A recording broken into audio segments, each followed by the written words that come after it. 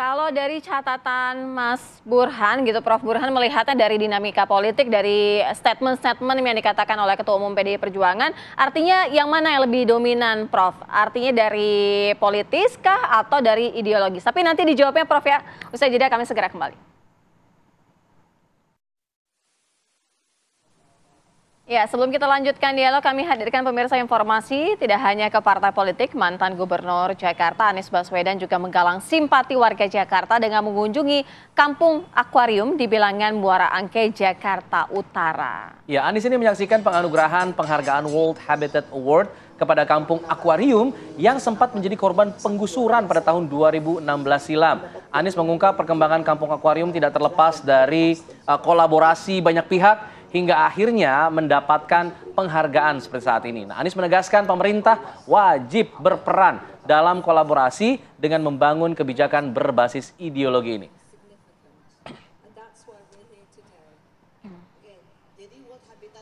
Ini satu potret yang menarik ya. Iya, ini kita bahas lebih lanjut ya. Kita ke Prof. Burhan. Kalau tadi Prof. Burhan mengamati bagaimana dari PDI Perjuangan itu ada kekuatan dari ideologi, kemudian juga ada dari strategis ya, politis ya.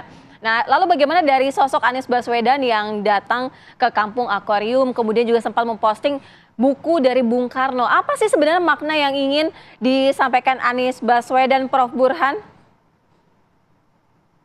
Ingin mendekatkan diri ya secara ideologis maupun secara programatik dengan PDI Perjuangan. Suatu hal yang wajar.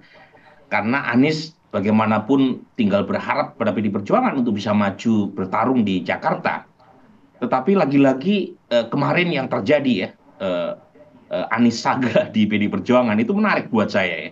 Jadi Anies sudah memakai batik merah, kemudian ada foto yang beredar secara masif di medsos.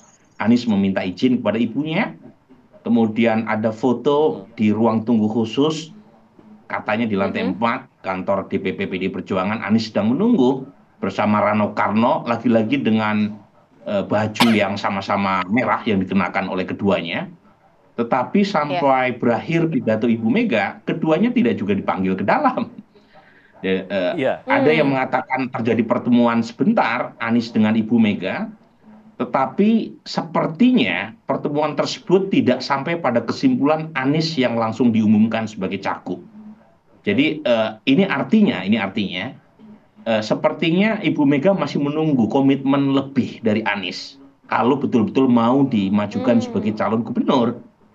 Dan menurut saya Sira itu track record Ibu Mega seperti itu. Jadi kalau kita lihat faktor elektoral penting tetapi tidak satu-satunya buat Ibu Mega dalam memutuskan calon pejabat publik. Ingat ya, Mas Ganjar misalnya. Mas Ganjar waktu diumumkan sebagai calon presiden April 2023 ya. Saat itu Mas Ganjar melalui semacam ideological test dulu kan. Ketika terkait dengan kontroversi kehadiran timnas Israel dalam Piala U20. Dan Ganjar dianggap sukses. Litmus test itu dan kemudian diumumkan sebagai capres. Kemudian Pilkada Jabar 2018, Ridwan Kamil yang saat itu sangat dekat sekali dengan PDI Perjuangan dan nyaris diumumkan sebagai calon gubernur, tiba-tiba nggak jadi diumumkan oleh Ibu Mega. Padahal Ridwan Kamil elektabilitasnya paling tinggi. Yang muncul adalah TB Hasanuddin, calon internal kader dari PDI Perjuangan. Sepertinya ada beberapa kasus yang menunjukkan kegagalan calon yang diusung oleh PDI Perjuangan karena dianggap tidak cukup meyakinkan Ibu Mega dalam urusan komitmen ideologis. Nah itu saya kira yang saya sampai pada kesimpulan Alfat, sampai sekarang kita belum tahu siapa yang akan diumumkan oleh Ibu Mega. Tapi nama dari kader agak mencuat nih belakangan, terutama adalah Mas Pram. Jangan-jangan Anies tidak cukup meyakinkan Ibu Mega. Terutama misalnya ketika tidak cukup meyakinkan dari sisi komitmen ideologis, harusnya Anies menunjukkan lebih, misalnya keinginan untuk bergabung dalam partai. Nah, tetapi kan sampai sekarang belum kejadian itu. Ya, baik. Coba saya ingin konfirmasi ke Bang Syahrin kalau begitu. Bagaimana kemudian Pak Anies Baswedan berencana untuk, saya sampai deg-degan, batuk, sorry ya. Ke Bang Syahrin, bagaimana cara Pak Anies Baswedan untuk meyakinkan Ibu Mega dalam hal komitmen ideologis tadi agar Bu Mega bisa teryakinkan nih. Sepertinya kemarin kabarnya memang ada pertemuan seperti itu, bisa dikonfirmasi. Bagaimana caranya kemudian? Apakah ada selentingan yang sempat disampaikan Pak Anies Baswedan untuk meyakinkan komitmen ideologisnya bisa sejalan dengan Bu Mega? Ya, jadi begini ya. PDI Perjuangan ini kan partai yang memang betul-betul yang pertama bahwa memiliki basis ideologis yang kuat, yang kedua juga basis organisatoris yang kuat juga. Nah makanya termasuk dalamnya komunikasi antar Mas Anies ya juga dengan utusan resmi tentunya dari partai. Dan komunikasi itu intens, semua apa saja yang menjadi catatan, apa saja yang harus menjadi bagian dari komitmen yang dibangun, itu semua terkomunikasi dengan baik. Dan sejauh ini yang kami lihat sampai dengan terakhir bertemu dengan Rano Karno itu adalah bagian dari tahapan-tahapan. Jadi memang kalau informasi yang sebagaimana sudah beredar luas juga dari PDI Perjuangan bahwa memang kemarin kan belum saatnya belum ada jadwal untuk Pilkada Jakarta. Jadi kami melihat semua tahapan-tahapan itu ya sudah dilewati dengan baik secara bersama antara Anies dan juga PDI Perjuangan. Jadi kami melihat ada sesuatu hal yang membuat itu akan terjadi sesuatu yang berbeda dari apa yang fase-fase yang telah dilewati itu. Oke. Baik. Kalau dari Bang Ciko, mungkin dari internal PDI Perjuangan sendiri ada, tentunya pasti ada klausul-klausul tertentu begitu ya. Tapi paling tidak apa yang membuat suatu keputusan dari Ketua Umum PDI Perjuangan ini akhirnya memilih Anies ataupun kader? Ada mungkin faktor-faktor yang sebenarnya menjadi titik krusial yang menjadi pointer utama untuk menentukan keputusan?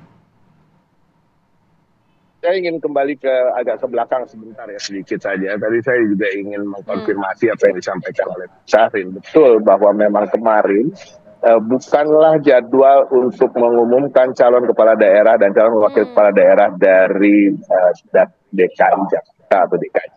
Karena memang sudah saya juga mendapatkan undangan untuk menghadiri acara tersebut, dan dalam undangan itu ada agendanya. Agendanya memang tidak termasuk pengumuman calon dari daerah khusus Ibu Kota Jakarta atau DKJ ke depan. Jadi ini yang harus kita konfirmasi dulu. Saya ingin tekankan supaya tidak ada miscommunication bahwa seakan-akan Pak Anies sudah dipanggil dan akan diumumkan kemudian tidak jadi. Dan itu bukan itu yang terjadi. Karena memang Jawa Timur, Jawa Barat, dan DKI Jakarta tidak termasuk dalam provinsi-provinsi yang akan diumumkan. Itu yang pertama. Yang kedua terkait dengan bagaimana PDI Perjuangan kan tentunya melalui banyak pencermatan, pendalaman terkait dengan daerah tersebut, kebutuhan rakyat di daerah yang dimaksud, dan juga tokoh-tokoh yang akan dan dianggap mampu untuk bisa mengatasi permasalahan di daerah di pilkada di jalan. Nah ini yang paling utama terkait tadi sudah betul disampaikan oleh Bang Burhan maupun Bang Syahrin. Memang partai kami adalah partai yang sangat ideologis, tapi sesungguhnya ideologi ini kan ideologi bangsa dan negara kita, Pancasila dengan semua yang Bhinneka Tunggal Ika.